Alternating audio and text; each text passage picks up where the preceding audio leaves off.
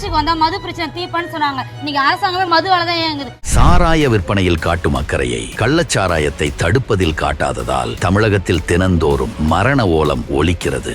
இந்த நிலை மாறிட வாக்களியுங்கள் தாமரை சின்னத்திற்கு. ஈரோடு இந்த இடம் தெரியாத இடம் எனக்கு கிடையாது. நான் ஈரோட்டில் வாசகி கல்லூரியில் தான் படித்தேன். இந்த ஈரோடு நகரம் முழுவதும் எனக்கு தெரிந்த அத்துப்படி. ஆக எனக்கு தெரிந்த இடத்துல உங்களை எல்லாம் சந்திப்பதிலே மிக்க மகிழ்ச்சி. பல முறை சவால் விட்டுட்டோம். அனைத்து இந்திய அண்ணா திராவிட முன்னேற்ற கழக ஆட்சியில் நடைபெற்ற திட்டங்கள், போடப்பட்ட பணிகள், நிறைவேற்றப்பட்டு திறக்கப்பட்ட அத்தனையும் நாங்கள் சொல்ல தயார். திராவிட முன்னேற்ற கழகம் ஆட்சி பொறுப்பேற்ற 5 ஆண்டு காலம் ஆகிறது. 5 ஆண்டு காலத்தில் நீங்கள் செய்த சாதனையை சொல்லுங்க. திரு ஸ்டாலின் போடுற மீட்டிலே நான் வரேன்னு சொல்லியாச்சு. திரு ஸ்டாலின் போடுற மேடையில் நான் வந்து சந்திக்கிறேன். எந்த இடத்தில் சந்திக்க வேண்டுமோ அந்த இடத்தில் நான் நேரடியாக வந்து சந்திக்கிறோம். 10 ஆண்டுல அம்மா அவர்கள் ஆட்சி செஞ்சாங்க. அம்மா மறைவுக்கு பிறகு என்னுடைய தலைமையில 4 வருடம் 2 மாத காலம் சிறப்பான ஆட்சி கொடுத்தோம். எங்களுடைய ஆட்சியில குறையிறதா சொல்லுங்க, நான் பதில் சொல்ல தயார். அதை விட்டுட்டு டெல்லிக்கு தமிழ்நாட்டுக்கு பிரச்சனைனா இங்க இருக்கிற மக்களுக்கு தெரிகிற விஷயம் கூட இன்றைய முதலமைச்சருக்கு தெரியாம இருப்பது, அறியாம இருப்பது. ஒரு திராணியற்ற முதலமைச்சர், பொம்மை முதலமைச்சர் தான் சொல்ல வேண்டும். குடும்ப ஆட்சி வேண்டுமா? வாரிசு அரசியலுக்கு முற்றுப்புள்ளி வைப்பீங்களா? என்ன மன்னர் பரம்பரையா? திரு கருணாநிதி, திரு ஸ்டாலின், திரு உதயநிதி, பிறகு இன்பநிதி வரைக்கும் வந்துட்டாங்கப்பா. இனிமேல் தமிழகத்தை ஆளக்கூடியவர் இங்க யாரா ஒருவர் தான் கூட தமிழகத்தை ஆள தகுதி உண்டு. இந்த மண்ணில், இந்திய மண்ணில் பிறந்த ஒவ்வொருவருக்கும் தகுதி உண்டு. இனி தமிழகத்தில் திரு கருணாநிதி குடும்பத்திற்கு இந்த தேர்தலோட முடிவு கட்டிக்கிட்ட தேர்தல், இறுதி தேர்தல் செய்வீங்களா?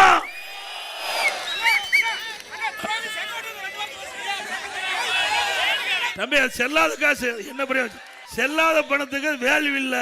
அதை பேசி என்ன பிரயோஜனம்? விட்டுருங்க. இங்க பாத்தீங்கன்னா 2G ஸ்பெக்ட்ரம். இன்றைக்கு கண்ணுக்கு தெரியாத காற்றில் கூட ஊழல் செய்கிற ஒரே கட்சி திமுக கட்சி. காத்து யாராச்சும் பார்க்க முடியுமா? பார்க்க முடியுங்களா? கண்ணுக்கு தெரியாத காற்றில் ஊழல் செய்த கட்சி திமுக கட்சி. 2G ஸ்பெக்ட்ரம் ஊழல், மிகப்பெரிய ஊழல். இந்த வேஷ்டி கட்டிட்டு போய் டெல்லியில் இருக்குன்னா மேலே எங்களையும் நம்ம பார்க்குறோம். இவ கொள்ளை அடிச்சது இவிய, நம்ம மேலே எங்களையும் பார்க்குறாங்க வேஷ்டி கட்டா. அந்த அளவுக்கு இந்திய நாடே பரபரப்பாக பேசக்கூடிய அளவுக்கு 1,74,000 கோடி 2G ஸ்பெக்ட்ரத்தில் கொள்ளை அடிச்ச கட்சி திமுக கட்சி. உண்மைதானே? இன்றைக்கு இந்தியா மட்டுமல்ல, உலகத்திலேயே அதிகமா கொள்ளையடித்த ஒரே கட்சி திமுக கட்சி. 2G ஸ்பெக்ட்ரத்தில் 1,74,000 கோடி. இந்திய நாடு மட்டுமல்ல, வெளிநாட்டிலேயே நாரி போச்சு. ஒரு வருஷம் தொழிலாளர் பாதிக்கப்படக்கூடாது, ஏழை மக்கள் பாதிக்கூடாது என்பதற்காக ரேஷன் கடையில் விலையில அரிசி போட்டோம், விலையில சக்கரை கொடுத்தோம், விலையில எண்ணெய் கொடுத்தோம், விலையில பருப்பு கொடுத்தோம். அது மட்டும் இல்ல, 1000 ரூபாய் குடும்ப அட்டைக்கு கொடுத்தோம். அதோட பொங்கல் வந்தது, தைப்பொங்கல், எல்லா குடும்ப அட்டைக்கும் முதல்ல 2500 ரூபாய் கொடுத்த ஒரே அரசாங்கம் அதிமுக. அந்த காலகட்டத்தில் அரசாங்கத்துக்கு வருமானமே இல்லை. ஒரு வருஷம் வருமானம் இல்லைங்க. டாஸ்மாக் கடையில் வருமானம் இல்லை, அதே போல பத்திரப்பதிப்பு வருமானம் இல்லை, ரோட் டாக்ஸ் வருமானம் இல்லை, ஜிஎஸ்டி வருமானம் இல்லை, எக்ஸைஸ் வருமானம் இல்லை. இப்படி வருமானமே இல்லாம ஆட்சி செய்த ஒரே அரசாங்கம் அதிமுக அரசாங்கம். ஸ்டாலின் அவர்களே, நீங்க எதை வேணாலும் பேசலாம், ஆனா அதிமுக ஆட்சி பத்தி உங்களால பேசவே முடியாது. என்ன பேசுவாரு?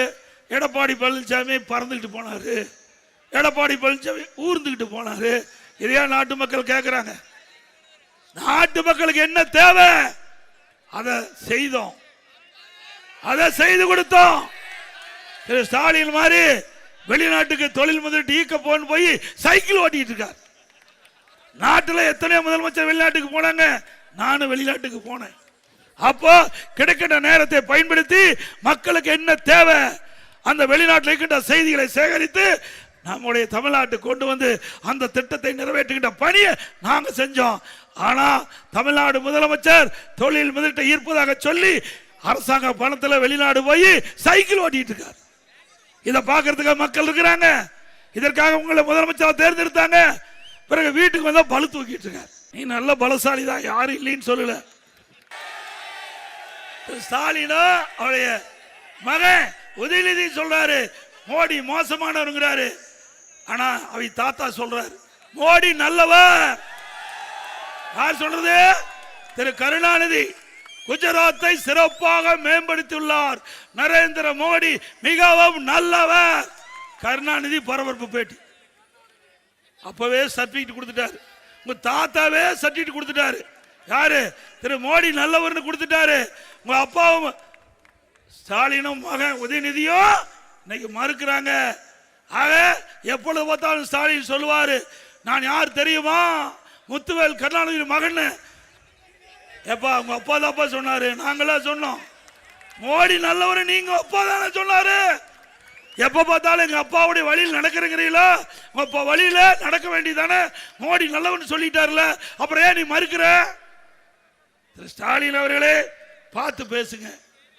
ஏன்னா தெரிஞ்சா தானே பேசுவார், எதுவுமே தெரியாது.